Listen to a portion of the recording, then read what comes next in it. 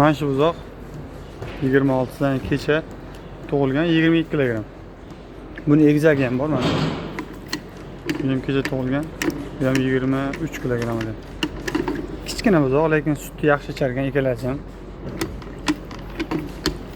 Ko'rib turibsizlar. Shoshilma. Tugatib qo'yibdi mana bu sutni. Mana shu buzoqda